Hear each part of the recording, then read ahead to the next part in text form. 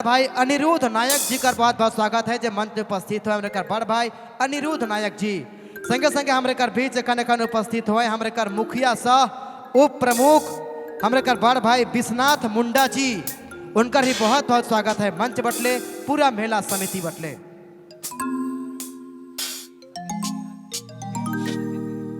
और साकेत गिरी जी आप जहाँ कहीं भी हैं आप मंच की ओर चले आएंगे। साकेत गिरी जी फिलहाल चलिए एक और गीत बटे हमारे जाती श्रीमती सुहाना देवी जी का आवाज कर संगे।